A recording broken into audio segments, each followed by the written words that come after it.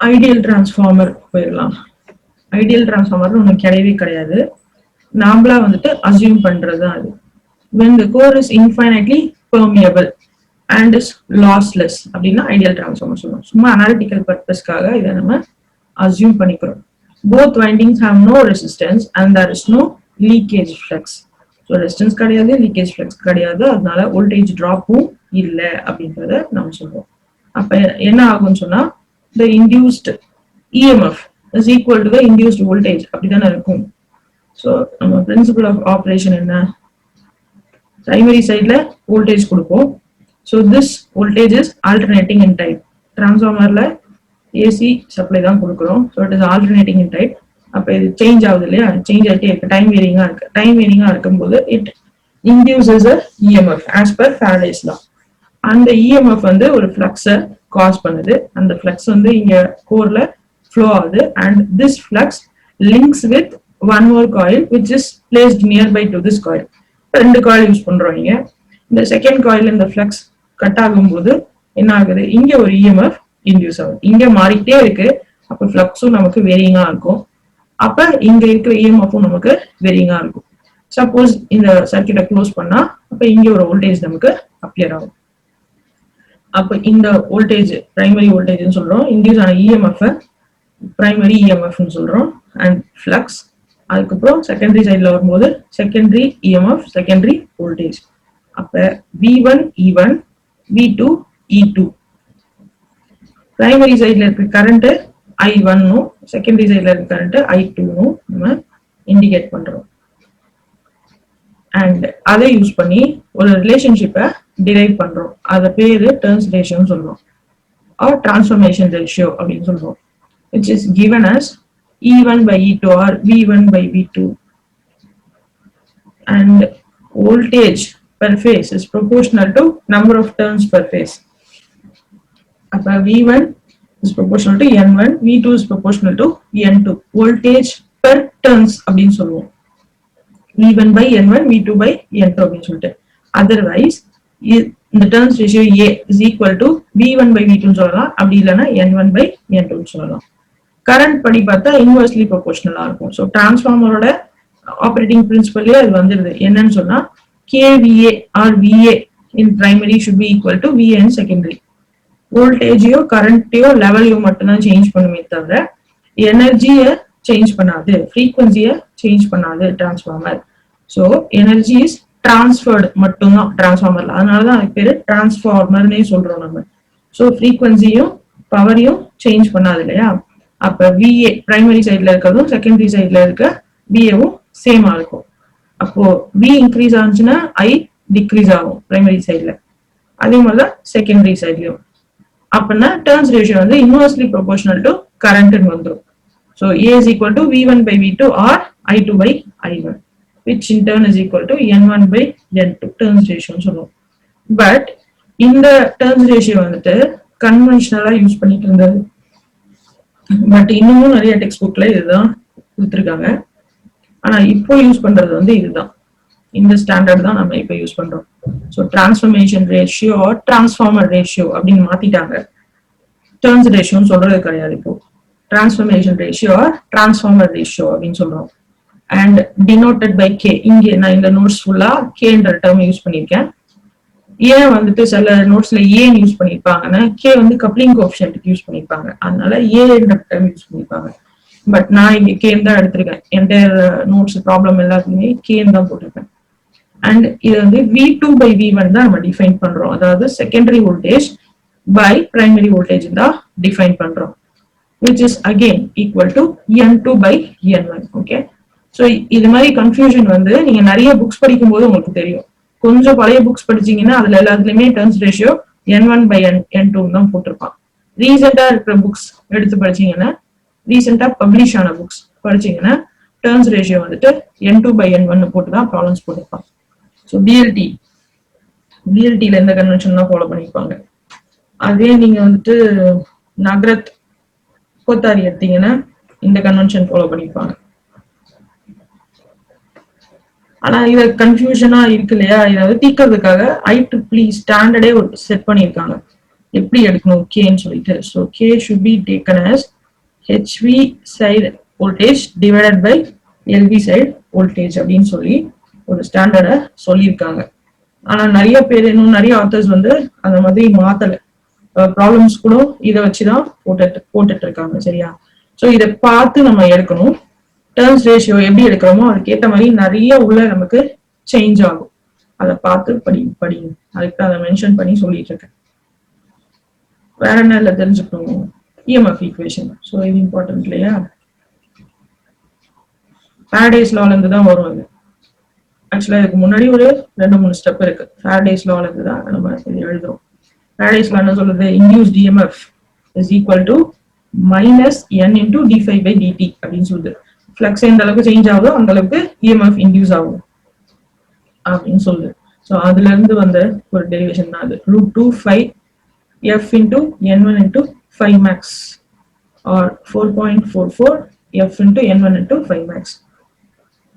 வழியே இல்ல, இதை பை ஹார்ட் பண்ணிக்கணும். E1 and E2 and வேற என்னெல்லாம் தெரிஞ்சுக்கணும்னா E1 E2 இன் ஃபேஸ்ல இருக்கும். E1 E2 இன் ஃபேஸ்ல இருக்கும். E1 E2ன்றது என்னது? EMF induced in primary side and secondary side எப்பவுமே இன் ஃபேஸ்ல இருக்கும். பட் V1 வந்துட்டு, அதாவது நம்ம இன்ஜெக்ட் பண்ற வோல்டேஜ் வந்துட்டு it is an anti phase with EMF induced. 180 degree change ஆயிடும். ஸோ V1 நம்ம என்ன ஃபேஸ்ல கொடுக்குறோமோ அதுல இருந்து 180 டிகிரி சேஞ்ச் ஆயிடும் EMF. பட் செகண்டரி சைடு இஎம்எஃப்பும் பிரைமரி சைடு இஎம்எஃப்பும் ஒரே ஃபேஸ்ல இருக்கும். அண்ட் ஐடியல் டிரான்ஸ்ஃபார்மர்ன்றதுனால நம்ம ஃப்ளக்ஸை வந்துட்டு ரெஃபரன்ஸா எடுத்திருக்கோம் இங்க. ஓகே, அண்ட் இதோட ஃபேஸ் டிஃபரன்ஸ் வந்து 90 இருக்க மாதிரி எடுத்திருக்கோம். பிகாஸ் ஐடியல் டிரான்ஸ்ஃபார்மர் சொல்லும் போது ஃபுல்லா வெறும் இண்டக்டன்ஸ் அப்படின்னு அசியூம் பண்ணிக்கிறோம். டிரான்ஸ்ஃபார்மர்ல நத்திங் பட் பியூர் இண்டக்டன்ஸ் இருக்கு அப்படின்னு அசியூம் பண்ணிக்கிறோம். ஆல்ரெடி சொல்லிட்டோம்ல, ரெசிஸ்டன்ஸ் இல்ல, லீக்கேஜ் ஃப்ளக்ஸ் இல்ல, infinitely permeable. So magnetic field ஃபுல்லா டிரான்ஸ்ஃபர் ஆகுன்ற மாதிரி அசியூம் பண்ணனால 90 டிகிரியில போட்டிருக்கோம். ஸோ இதுதான் ரெஃபரன்ஸ். இங்க ஃப்ளக்ஸ் தான் ரெஃபரன்ஸ் டிரான்ஸ்ஃபார்மர்ல. இது என்ன I0ன்றது என்னன்னா நோ லோட்ல இருக்கக்கூடிய கரண்ட், அதான் I0ன்னு சொல்றோம். அண்ட் ஐடியல் டிரான்ஸ்ஃபார்மர்ல I0 is equal to magnetising current. But பிராக்டிகலா அது பாசிபிள் கிடையாது. ரியல் டிரான்ஸ்ஃபார்மர்ல மேக்னெட்டிக் லாசஸ் இருக்கும். Magnetic losses or core losses or iron losses சொல்றோம். This is also called as constant losses or fixed losses. நிறைய பேர் இருக்கு. Okay, iron losses are always called as constant losses or fixed losses, and it is comprised of two other losses. அது என்னன்னா eddy current loss and hysteresis loss. இதெல்லாம் BH curve படிச்சா நமக்கு புரியும். BH curveன்றது எதுக்கு வரும்? For any magnetizing material. இந்த மாதிரி ஒரு கர்வ் படிச்சிருக்கீங்க. ஃப்ளக்ஸ் டென்சிட்டி அண்ட் ஃப்ளக்ஸ் இன்டென்சிட்டிக்கு போடுறதா BH கர்வ். ஞாபகம் வருதா? இதை பார்த்தா இந்த BH கர்வ்ல இருந்து தான் இந்த eddy current and hysteresis loss concept வரும். வேற என்ன ரியல் டிரான்ஸ்ஃபார்மர் லாஸ் இருக்கணும்? Copper loss or winding loss இருக்கும். லோட் பண்ணும்போது சேஞ்ச் ஆகும் இது. ஸோ வேரியபிள் லாஸ்ன்னு சொல்றோம். or I2R loss, அதாவது ஹீட்டா வெளியே வர லாஸ், அதாவது I2R loss or winding loss. Okay, ideal transformer பார்த்தோம். ஆனா அது வந்து சும்மா ஒரு ரெஃபரன்ஸ்க்காக பார்க்கலாம். ரியல் டிரான்ஸ்ஃபார்மர் எப்படி இருக்கும், நோ லோட் கண்டிஷன்ல எப்படி இருக்கும், இதுதான் ideal transformer. Circuit model for ideal transformer. So inject பண்ற வோல்டேஜ் வெறும் மேக்னடைசிங் கரண்ட் மட்டும்தான் எடுத்துக்குது. And magnetizing current is divided into two other components. ஒன்னு வந்து கோரும் ஒரு மெட்டீரியல் தான், அங்கேயும் கரண்ட் பாஸ் பண்ணும்போது ஹீட் ஆகும். எங்க கரண்ட் பாஸ் பண்ணாலும் ஹீட் ஆகும். அப்ப அந்த ஹீட்டை ரெப்ரசென்ட் பண்றதுக்கு ஒரு ரெசிஸ்டன்ஸ் போட்டிருக்கும். பேரலல் சர்க்யூட் போட்டதுனால கண்டக்டன்ஸ் காமிச்சிருக்கும், அவ்வளவுதான். மற்றபடி இதுக்கப்புறம் வர சர்க்யூட்ஸ் எல்லாமே ரெசிஸ்டன்ஸ் போட்டிருக்கும். அதுக்கப்புறம் மேக்னடைஸ் ஆகிறதுக்கு தேவைப்படுற ஒரு காம்பனண்ட்டை இண்டக்டன்ஸா ரெப்ரசென்ட் பண்றோம். அதை வந்து Vm அப்படின்னு சொல்றோம். அப்போ இந்த கரண்ட் ரெண்டா பிரியுது, II and Im அப்படின்னு சொல்லிட்டு. ஸோ II and Im என்ன, இது வந்து நம்ம ஹீட்டா லாஸ் பண்ற காம்பனண்ட், இது வந்து மேக்னடைசிங் பண்ற component. So magnetising current plus iron loss current அப்படின்னு சொல்லுவாங்க இது. ஸோ அப்ப இந்த ஐ நாட் இங்க எங்க போட்டோம், ஐ நாட் வந்து இன் ஃபேஸ்ல போட்டிருக்கோம், ஃப்ளக்ஸுக்கு இன் ஃபேஸ்ல ஐ நாட் போட்டிருக்கோம். ஆனா ப்ராக்டிக்கலா பார்த்தா ஐ நாட் வந்து it's lags behind flux by some angle phi. ஏன் அப்படின்னா it is comprised of two components. இந்த மேக்னடைசிங் காம்பனன்ட் அப்ப ஃப்ளக்ஸோட இன் ஃபேஸ்ல இருக்கும், அயன் லாஸ் காம்பனன்ட் நமக்கு வோல்டேஜ்க்கு டைரக்ட் ஆன்டி ஃபேஸ்ல இருக்கும். இது ரெண்டுத்தோட ரிசல்டன்ட் தான் இந்த ஐ நாட். அப்ப இது வந்து நோ லோட் கண்டிஷன்ல செகண்டரி லோட் பண்ணிட்டோம்னு சொன்னா அப்ப அது க்ளோஸ் ஆயிடும். ஓகே, அது க்ளோஸ் ஆயிடுச்சு அப்படின்னா கரண்ட் I2 ஒன்று எடுக்க ஆரம்பிச்சிடும் டிரான்ஸ்ஃபார்மர். ஸோ இந்த மாதிரி இருக்கும், கரண்ட் I2 ஒன்று எடுக்க ஆரம்பிச்சிடும். அப்போ it creates another MMF which opposes the flux. எப்பவுமே ஒரு சர்க்யூட்டோட நேச்சர் என்ன இருக்கும், as per Lenz's law, Faraday's லான்றது எந்த அளவுக்கு rate of change of flux இருக்கோ அந்த அளவுக்கு இஎம்எஃப் இன்டியூஸ் ஆயிடும். லென்ஸஸ் லா என்ன சொல்லுது, இன்டியூஸ் ஆன இஎம்எஃப் வந்து அந்த ரேட் ஆஃப் சேஞ்ச் ஆஃப் ஃப்ளக்ஸை அப்போஸ் பண்ணும் அப்படின்னு சொல்லுது. அப்போ நம்மளோட கிரியேட் ஆன இஎம்எஃப் வந்து அது கிரியேட் ஆனதுக்கு என்ன ரீசனோ அதை அப்போஸ் பண்ணும். இது வந்து பை லா நேச்சர்ல எப்பவுமே இருக்கக்கூடியது. எனி சேஞ்ச அப்போஸ் பண்ற நேச்சர் எல்லா பார்ட்டிகல்ஸ்க்குமே உண்டு. ஸோ அதே மாதிரி இங்க எந்த ரீசன் வந்து இந்த ஃப்ளக்ஸ் கிரியேட் ஆகிறதுக்கு, இந்த இஎம்எஃப் கிரியேட் ஆகிறதுக்கு ரீசனோ அந்த ரீசனை வந்துட்டு அப்போஸ் பண்ணும். அதுதான் இங்க நம்ம MMF opposes the flux போட்டிருக்கோம். இதை வச்சுதான் நமக்கு இங்க இந்த இன்ஃபேஸா இல்ல ஆன்டிஃபேஸா அதெல்லாம் சொல்றோம்ல, அதை வச்சுதான் சொல்றோம்.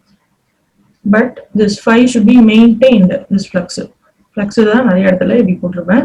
அண்ட் கரண்ட் எல்லாம் இப்படி போட்டிருப்பேன், என்னால ஷார்ட் கட் எல்லாம் பழகிருப்பீங்கன்னு நினைக்கிறேன். ஸோ கரண்ட்டை இப்படி போட்டிருப்பேன், அப்புறம் சர்க்கியூட்ன்றதை இப்படி போட்டிருப்பேன். நிறைய எழுதுறதுனால ஆட்டோமேட்டிக்கா இதெல்லாம் வந்துடும்.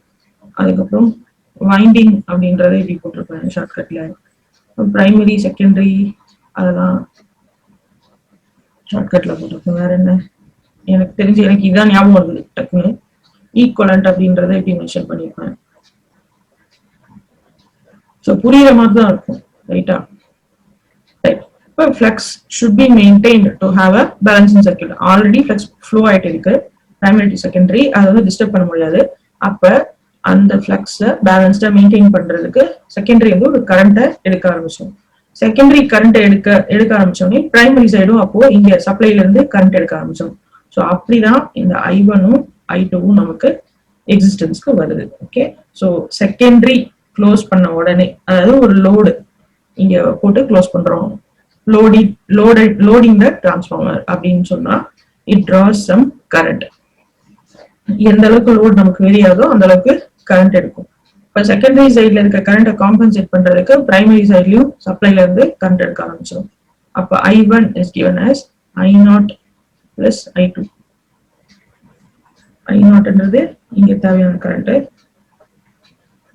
I2ன்றது இந்த சர்க்யூட் தேவையான கரண்ட். I2 டேஷ் அப்படின்னு ஏன் போட்டிருக்கோம்னா செகண்டரியில இருந்து பிரைமரி சைடுக்கு ரெஃபர் பண்ணி போட்டுருக்கோம். ஸோ அடுத்தது ரெஃபர்ட் வேல்யூஸ்னா என்னன்னு அப்ப பாத்துருவோம், சரியா?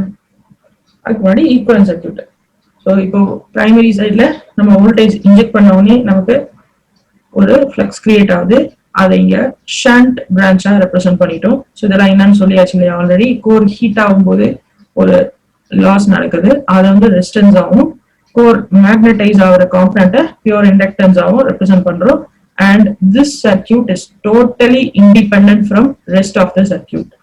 This current is totally fixed current அப்படின்னு சொல்லலாம். ஸோ டிரான்ஸ்ஃபார்மர் லோட் பண்ணாலும் பண்ணலைனாலும் இன்புட் சைட்ல நம்ம எக்ஸைட் பண்ண உடனே அப்பியர் ஆகிறதுனால இதை ஷண்ட் பிரான்ச்சா நம்ம ரெப்ரசென்ட் பண்றோம்.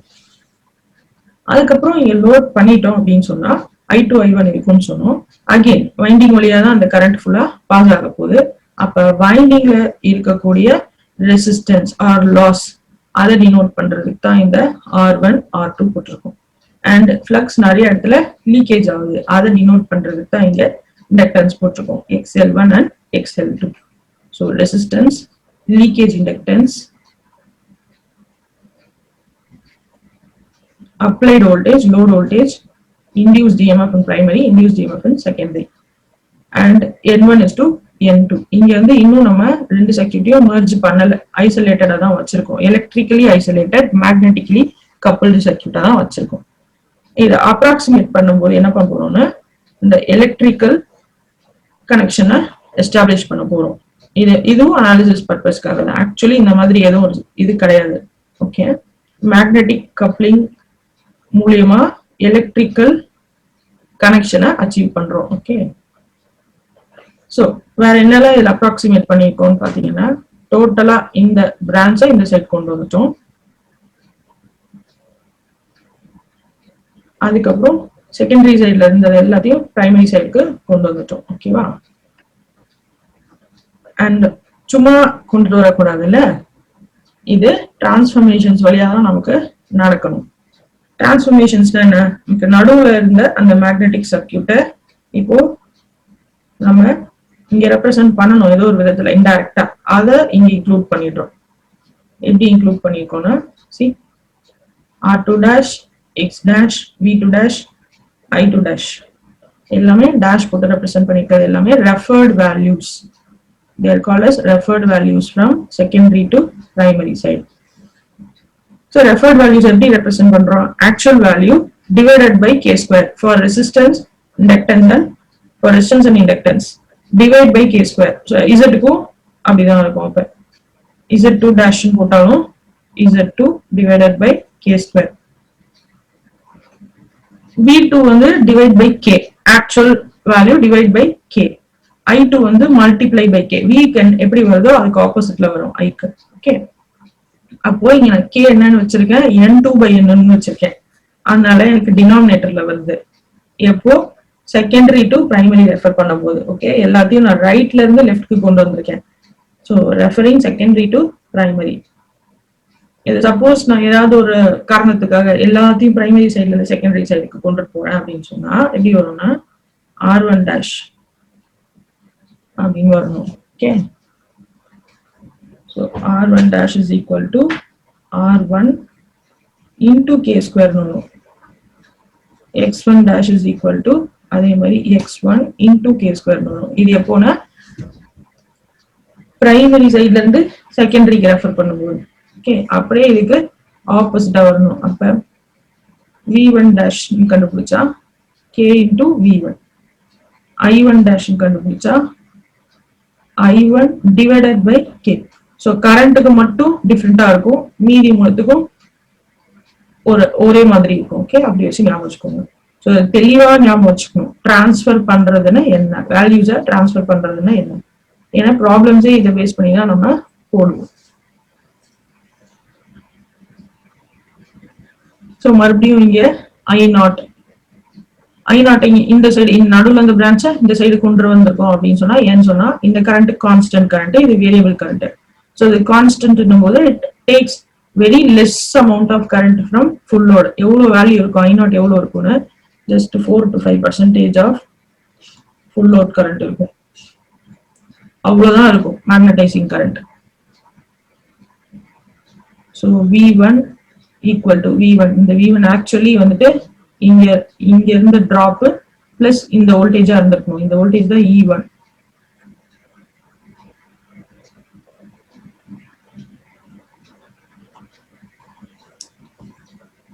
இந்த பிரான்ச் நடுவில் நீங்க கொண்டு வந்ததுனால இப்ப இதுவும் கிட்டத்தட்ட ஒன்னாயிரும். E1 will be approximately equal to V1. அப்ப I0 E1 by Z1 எழுதலாம், இல்லைன்னா V1 by Z1 எழுதலாம். இதையும் ரிமெம்பர் பண்ணிக்கோங்க.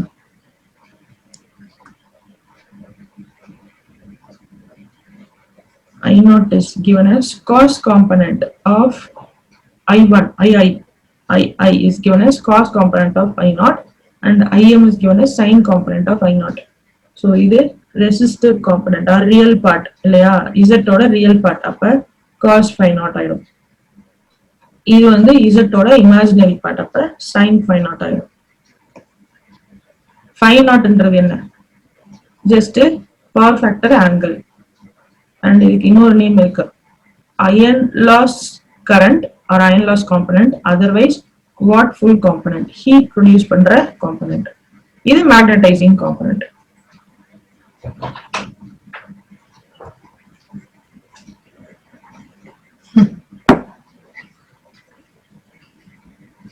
E2 dash. E2 dash is secondary side ல இருக்கக்கூடிய நம்மளோட voltage. So இந்த voltage. So இது வந்துட்டு current இப்படி வெளில போகுது. So this drop plus V2.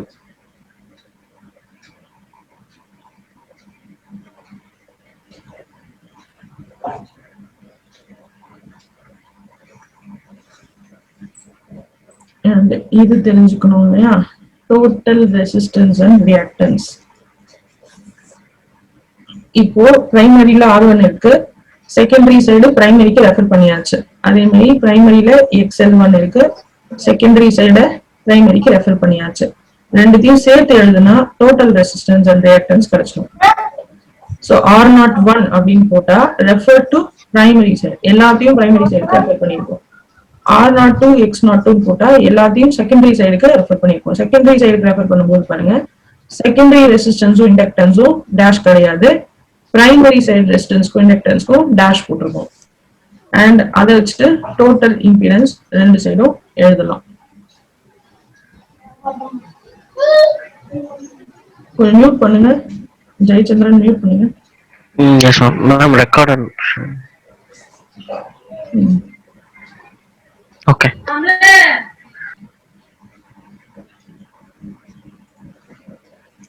Losses and efficiency. So இவ்வளவு நேரம் நம்ம சொன்னதுல இருந்து ஒண்ணு புரிஞ்சிருக்கும். கோர் லாஸ்னா என்ன?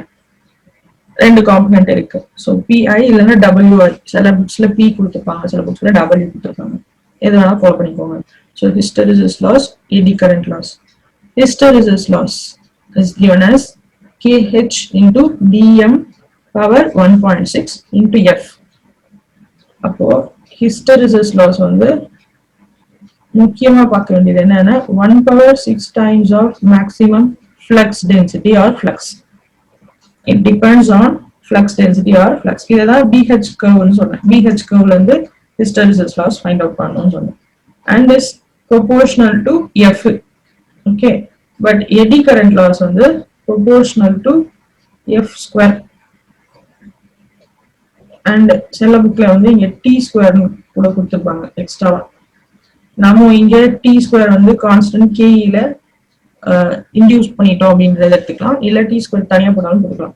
ஸோ இதான் நான் சொன்னேன், எடி கரண்ட் லாஸ் வந்து ப்ரொபோர்ஷனல் டு திக்னஸ் ஸ்கொயர்.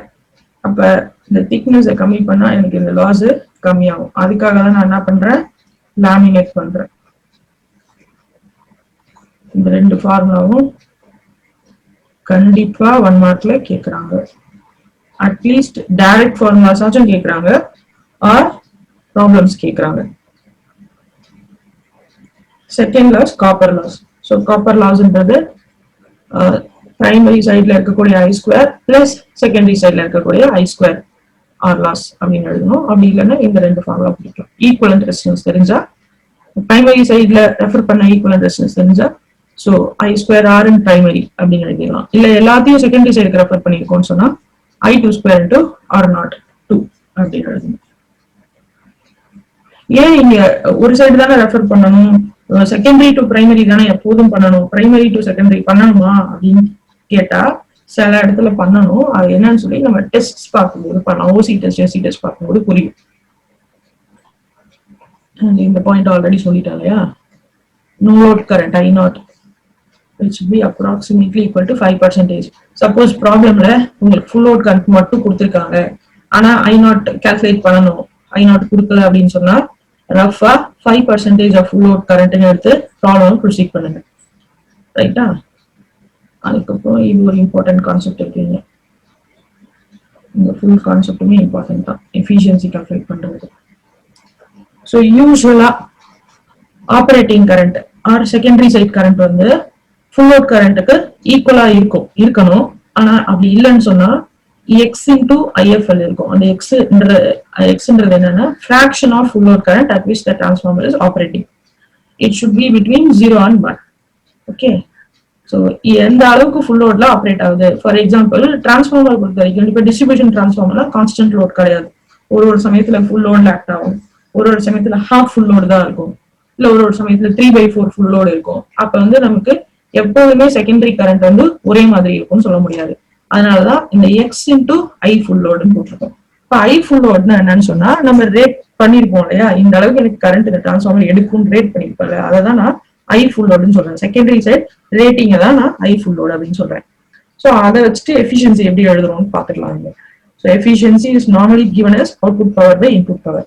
இங்க நமக்கு அவுட்புட் யூஸ்வலா கேவிஏ அப்படின்னு சொல்றோம். அப்படின்னா அவுட்புட் வச்சுதான் சொல்றோம். இந்த அளவுக்கு எனக்கு இந்த மிஷின் அவுட்புட் கொடுக்கும்ன்றது தான் நான் கேவிஏ அப்படின்னு சொல்றேன். அண்ட் ஆல்ரெடி சர்க்யூட் தெரியல சொல்லிட்டேன். ஏன் டிரான்ஸ்ஃபார்மர் வந்து விஏ ரேட்டிங் பண்றோம், ஏன் வி இன்டூ ஐ ரேட்டிங் பண்றோம் வாட்ஸ் பண்ணாம அப்படின்னு சொல்லியிருக்கேன். ரைட்டா? ஸோ கேவிஏ இன்டூ காஸ் 5 இதை வந்து அவுட்புட் பவர்னு சொல்றேன். ஸோ விஐ காஸ் 5 தான் அது எப்படி இருக்கும்.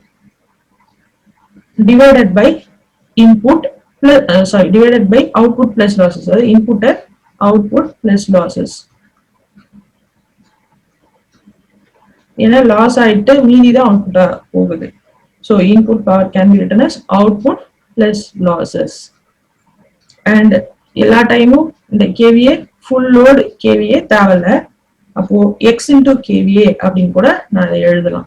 when it is operating at different loads அதை ரெப்ரசென்ட் பண்றதுக்காக எக்ஸ் இன்டூ கேவிஏன்னு போடுறோம். அப்ப இங்கேயும் என்ன ஆகும், எனக்கு எக்ஸ் ஸ்கொயர் இன்டூ பிசின்னு வந்துடும். ஆக்சுவலா லாசஸ் வந்துட்டு PC plus PI, copper loss plus iron loss. இங்க எக்ஸ் ஸ்கொயர் பிசி அப்படின்னு போட்டேன்னு சொன்னா, so for that fraction of load எனக்கு செகண்டரி கரண்ட் மாறும் இல்லையா, அப்ப ஐ ஸ்கொயர் ஆர் லாஸும் எனக்கு சேஞ்ச் ஆகும். அதனால இங்க எக்ஸ் ஸ்கொயர் பிசின்னு வந்து ரொம்ப இம்பார்ட்டன்ட் ஃபார்முலா.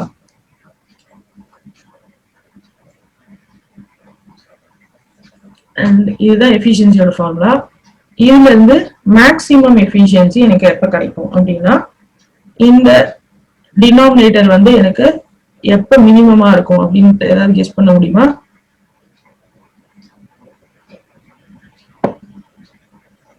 கட்டாவுக்கு கட்டாச்சுன்னா ரீஜாயின் பண்ணிக்கோங்க, இதை மட்டும் ஃபினிஷ் பண்ணிடலாம். ஸோ எப்ப எனக்கு இந்த எஃபிஷியன்சி மினிமமா மேக்சிமமா இருக்கும்னு சொன்னா டினாமினேட்டர் மினிமமா இருக்கும்போது தான். டினாமினேட்டர் எப்ப மினிமமா இருக்கும்? இந்த லாசஸ் தான் எனக்கு வேரி ஆகுது, இது கான்ஸ்டன்ட் இல்ல, இந்த லாசஸ் தான் எனக்கு வேரி ஆகுது. அப்போ இந்த ரெண்டு லாசஸும் மினிமமா இருக்கும்போது தான் எனக்கு கான்ஸ்டன்டா இருக்கும். இந்த ரெண்டு லாசஸும் எப்ப மினிமம் இருக்கும்? ரெண்டுமே பிஏ. சரி, ஓகே, இதை மட்டும் முடிச்சிடலாம். நம்ம என்ன சொல்லிட்டு இருந்தோம்னா, மேக்ஸிமம் எஃபிஷியன்சி எப்ப கிடைக்கும்னு பேசிட்டு இருந்தோம். ஸோ டினாமினேட்டர் மினிமமா இருந்தா எஃபிஷியன்சி மேக்ஸிமமா இருக்கும். டினாமினேட்டர் எப்ப மினிமமா இருக்கும்னு சொன்னா, இந்த வேரியபிள் லாஸ் மட்டும் தான் இங்க வேரியபிள் காம்பனன்ட், இது கான்ஸ்டன்ட், இது கான்ஸ்டன்ட். அப்போ இந்த வேரியபிள் லாஸ்ன்றது ஈக்குவல் டு இந்த ஃபிக்ஸ்டு லாஸா ஆயிடுச்சுன்னு சொன்னா, தென் நம்மளோட எஃபிஷியன்சி மேக்ஸிமம் வர்றதுக்கு சான்ஸ் இருக்கு. ஏன்னா இதுக்கு மேல குறையாது. சப்போஸ் ஃபார் எக்ஸாம்பிள் ஒரு 100 வாட்ஸ் இருக்குன்னு சொன்னா அதுக்கு மேல இது குறையறதுக்கு வாய்ப்பு இல்லை எனக்கு. அப்ப இந்த லாஸ் தான் வந்து இதை ஈக்குவல் பண்ணணும். அப்ப என்னோட வேரியபிள் லாஸ் வந்து எப்ப ஃபிக்ஸ்டு லாஸை ஈக்குவல் பண்ணுதோ அந்த பாயிண்ட் நான் வந்துட்டு மேக்ஸிமம் எஃபிஷியன்சி பாயிண்ட்னு சொல்றேன். So x square PC is equal to PI, or இதுல இருந்து x should be equal to square root of PI by PC. அதாவது இந்த சென்டென்ஸை கவனிச்சுக்கோங்க, variable loss equals fixed loss, then efficiency is maximum. இல்ல என்ன ட்விஸ்ட் வைப்பாங்கன்னு சொன்னா, when iron loss equals core loss அப்படின்னு ஆப்ஷன்ல கேட்பாங்க. when the core loss when the iron loss equals copper loss அப்படின்னு क्वेश्चनல ஆப்ஷன்ல இருக்கும். அல்லது when the copper loss equals core loss அப்படின்னு ஆன்சர்ல இருக்கும். ஸோ நம்மளுக்கு வந்து செகண்ட் ஆப்ஷன் தான் correct. Because copper loss variable loss, அதுதான் நமக்கு வேரி ஆகி அயன் லாஸ் ஈக்குவல் பண்ணணும். வைஸ் வர்ஸா கேட்டாங்கன்னா அது தப்பு, அந்த ஆப்ஷன் தப்பு. சரியா? ஸோ அதுல இருந்து இந்த ஃபிராக்ஷன் ஆஃப் லோட்ல எனக்கு வந்து மேக்ஸிமம் எஃபிஷியன்சி வருதுன்னு ஒரு ப்ராப்ளம்லயுமே என்னால ஃபைண்ட் அவுட் பண்ண முடியும். அண்ட் இது ரிலேட்டடா அடுத்தது கேவிஏ எழுதலாம். அதாவது எனக்கு இந்த அளவுக்கு மேக்ஸிமம் எஃபிஷியன்சி வேணும் அப்படின்னு எந்த அளவுக்கு கேவிஏ இருக்கணும் என்னோட டிரான்ஸ்ஃபார்மருக்குன்னு ஃபைண்ட் அவுட் பண்ண முடியும். So kVA required for achieving maximum efficiency is equal to x into kVA at full load. Full load இருந்தா எந்த அளவுக்கு எனக்கு ஒரு ரேட்டிங் வேணுமோ அதுல x டைம்ஸ் இருந்தா போதும் maximum efficiency என்னால அச்சீவ் பண்ண முடியும். So x is equal to square root of pi by pc, and pc is nothing but I square pc. Okay, I square rc, pc இல்ல I square r இது. Okay, so I square r அப்படின்னு சொல்லும்போது இந்த I வந்து full load current denote பண்ணுது, r இந்த I square r term வந்துட்டு full load ohmic loss denote பண்ணுதுன்னு எடுத்துக்கணும். அப்ப நம்மளுக்கு ஆல்ரெடி full load kVA தெரியும், அதை போட்டுக்கணும். Square root of losses substitute பண்ணா நம்மளுக்கு இந்த மேக்ஸிமம் எஃபிஷியன்சியோட kVA கிடைக்கும். இதை விட இது கம்மியா இருக்குமோ ஜாஸ்தியா இருக்குமோ நம்ம கெஸ் பண்ணலாம் இல்லையா? இந்த ஃபுல் லோட் kVA விட இந்த kVA எனக்கு கம்மியா தான் இருக்கும். சரி, இந்த டிரான்ஸ்ஃபார்மர்ல ஏன் இந்த அளவுக்கு எஃபிஷியன்சி வந்து இம்பார்ட்டன்டா அப்படின்னா ரொம்ப இம்பார்ட்டன்ட். பிகாஸ் எஃபிஷியன்சியை பொறுத்து தான் எந்த அளவுக்கு பவர் டிரான்ஸ்ஃபர் நடந்திருக்குன்றதே நம்ம டிரான்ஸ்ஃபார்மர்ல சொல்றோம். மோஸ்டா நீங்க படிக்கும் போதே பார்த்திருப்பீங்க, லெபார்டரியிலலாம் நீங்க டெஸ்ட் கண்டக்ட் பண்ணும்போது பார்த்திருப்பீங்க, டிரான்ஸ்ஃபார்மரோட எஃபிஷியன்சி வந்து 90% மேல காட்டியிருக்கும். இதே மோட்டர் ஜென்ரேட்டர்லாம் நீங்க பாத்தீங்கன்னா ஒரு 70 to 80, ஜென்ரேட்டர்லாம் ஒரு 70 to 80 காட்டியிருக்கும், மோட்டர்லாம் வந்து ஒரு 60 ரேஞ்சில தான் எஃபிஷியன்சி காமிச்சிருக்கும். இந்த டிஃபரன்ஸ் ஏன் வருதுன்னா டிரான்ஸ்ஃபார்மர்ல மூவிங் பார்ட்ஸ் கிடையாது. ஸோ மூவிங் லாசஸ் இல்லை நமக்கு, அதாவது ஃபிரிக்ஷன் லாசஸ், விண்டேஜ் லாசஸ்லாம் கிடையாது. அதனால நமக்கு டிரான்ஸ்ஃபார்மர்ல 90% மேலதான் எஃபிஷியன்சி கிடைக்கும். அதாவது வாட் எவர் பவர் இன்புட் பண்றோமோ அந்த பவர் அப்படியே செகண்டரி சைடுக்கு டிரான்ஸ்ஃபர் ஆகுது அப்படின்றது அதுக்கு மீனிங். அதே சமயத்துல ஜென்ரேட்டர்லயும் நமக்கு 70 to 80% கிடைக்கும். மோட்டர்ல மட்டும்தான் நமக்கு ரொம்ப ரொம்ப கம்மியா கிடைக்கும். பிகாஸ் லோடே வந்துட்டு ஒரு ரொட்டேட்டிங் பார்ட் இருக்கிறது. அதனால எஃபிஷியன்சி ரேஞ்சஸ் வந்து இப்படிதான் இருக்கும் மெஷின்ஸ்க்கு. ரைட்டா? அதுக்கான ரீசன்ஸ் தான் நான் உங்களுக்கு இப்ப சொன்னேன். அப்போ எஃபிஷியன்சின்றது டிரான்ஸ்ஃபார்மருக்கு இம்பார்ட்டன்ட் நமக்கு புரியுது இல்லையா? பிகாஸ் எந்த அளவுக்கு பவர் டிரான்ஸ்ஃபர் நடந்திருக்குன்றத எஃபிஷியன்சியை வச்சுதான் நம்ம சொல்றோம். ரைட், இதோட ஃபினிஷ் பண்ணிக்கலாம். இது ரிலேட்டடா ஒரு 2-3 ப்ராப்ளம் எடுத்து வச்சிருக்கேன். இதெல்லாம் உங்களுக்கு 1 மார்க்ல கேட்கற மாதிரி இல்லை, பட் உங்களுக்கு கான்செப்ட் புரியறதுக்காக எடுத்து வச்சிருக்கேன். நாளைக்கு கண்டினியூ பண்ணலாம். மிஷின் ஸ்டார்ட் பண்ணியிருக்கோம், அந்த சிங்கிள் ஃபேஸ் டிரான்ஸ்ஃபார்மர் ஸ்டார்ட் பண்ணியிருக்கோம். ஸோ இதெல்லாம் பார்த்துட்டோம். Transformer construction, practical considerations, no load ideal transformer, equivalent circuit, losses, testing இன்னும் பார்க்கல, எஃபிஷியன்சி பார்த்துருக்கோம், எஃபிஷியன்சி மட்டும் பார்த்துருக்கோம், வோல்டேஜ் ரெகுலேஷன் பார்க்கல. ஸோ 2 முக்கியமான பெர்ஃபார்மன்ஸ் டிரான்ஸ்ஃபார்மருக்கு என்னன்னு சொன்னா எஃபிஷியன்சி அண்ட் வோல்டேஜ் ரெகுலேஷன். எஃபிஷியன்சின்றதா இப்ப நம்ம சொல்லிக்கிட்டு இருந்தோம், எந்த அளவுக்கு பவர் வந்து இன்புட் சைட்ல இருந்து அவுட்புட் சைடுக்கு லாஸ் இல்லாம டிரான்ஸ்ஃபர் ஆகுது அப்படின்னு கொடுக்கறது தான் எஃபிஷியன்சி. அதே அளவுக்கு வோல்டேஜ் ரெகுலேஷனும் நமக்கு நல்லா இருக்கணும் டிரான்ஸ்ஃபார்மர்ல. வோல்டேஜ் ரெகுலேஷன் என்னன்னு சொன்னா உங்களுக்கு செகண்டரி சைட் ஃபுல் லோட்ல இருக்கிற வோல்டேஜ் வந்துட்டு நோ லோட்ல இருக்க வோல்டேஜ் வந்து ஃபுல் லோடு இருக்கும்போது எந்த அளவுக்கு டிராப் ஆகுது அப்படின்னு பாக்குறது தான். அதாவது V2 minus V full load divided by V2. எப்பவுமே V2ன்றது ஓப்பன் சர்க்யூட் வோல்டேஜ்னு வச்சுக்கலாமே. ஓப்பன் சர்க்யூட்ல இருக்கும்போது வோல்டேஜ் ஃபுல்லா இருக்கும். சரி, ஒரு சிங்கிள் ஃபேஸ் டிரான்ஸ்ஃபார்மரா இருந்தா ஒரு 230 வோல்ட் இருக்கும்னு வச்சுக்கலாம். நம்ம லோட் பண்ண என்ன ஆகும்? வோல்டேஜ் டிராப் ஆகும். ஓகே, நம்ம லோட யூஸ்வலா எப்படி ஆட் பண்ணுவோம்? பேரலல்ல தான் ஆட் பண்ணுவோம். அப்படி பேரலல்ல ஆட் பண்ணாலுமே நமக்கு வோல்டேஜ் டிராப் ஆயிருக்கும். அதுதான் இந்த வோல்டேஜ் ரெகுலேஷன் நம்ம ஃபைண்ட் அவுட் பண்றதுக்கான ரீசன்.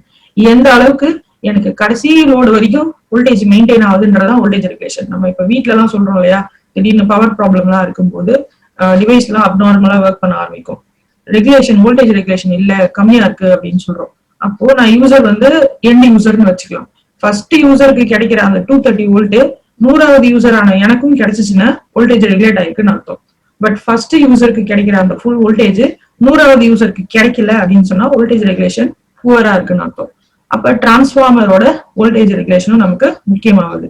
அப்ப இது ரெண்டும் தான் performance characteristics of any transformer அப்படின்னு சொல்லலாம். ஓகேவா? இதெல்லாம் நாளைக்கு பார்க்கலாம், அதாவது நெக்ஸ்ட் கிளாஸ்ல பார்க்கலாம். அப்ப இதெல்லாம் ஃபினிஷ் பண்ணிடலாம். மோஸ்ட்லி டிரான்ஸ்ஃபார்மர் வந்து முடிச்சிருவேன் நெக்ஸ்ட் கிளாஸ்ல. சரியா? மெஷின்ஸ் கொஞ்சம் சீக்கிரம் போயிடும். ஏன்னா உங்களுக்கு ரொம்ப புரிய வேண்டியதுலாம் இங்க கிடையாது. நான் உங்களுக்கு என்ன ஹைலைட் பண்ணிட்டு இருக்கேன் அப்படின்னு சொன்னா, எதெல்லாம் நீங்க படிக்கும்போது தேவையில்ல, அன்இம்பார்ட்டன்ட் சொல்லி ஸ்கிப் பண்ணுவீங்களோ அந்த போர்ஷனை நிறைய நான் இங்க ஹைலைட் பண்ணியிருக்கேன்.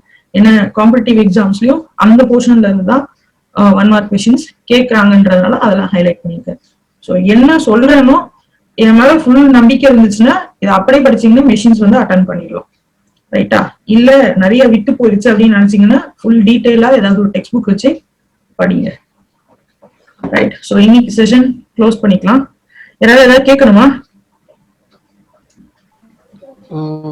நோட்ஸ் நான் இப்போ ஃபுல் நோட்ஸ் ஷேர் பண்ணிட்டேன். ஓகே, முன்ன இருந்த டிப்ஸ் அண்ட் பிட்ஸ் ஷேர் பண்ணீங்களா? அதெல்லாம் delete பண்ணிட்டேன். ஸோ ஃபுல் நோட்ஸ் இருக்கும், ஸ்டூடெண்ட் காப்பி இன்புட் ஷேர் பண்ணிப்பேன்.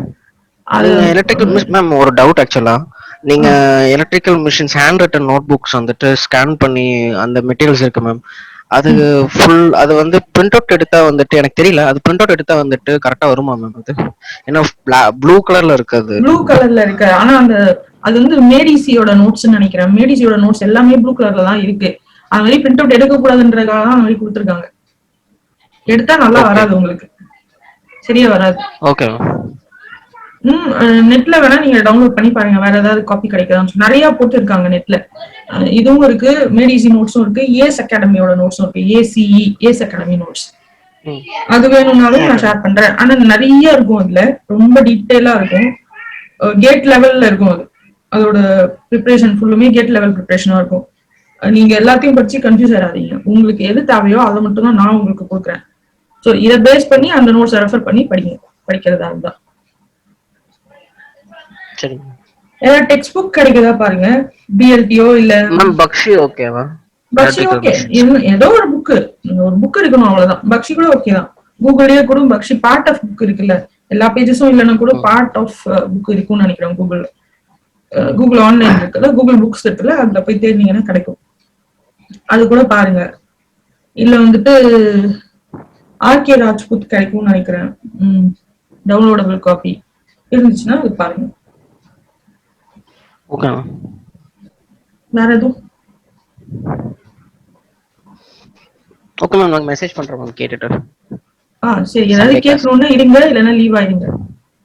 Okay ma'am, thank you ma'am. பாய்.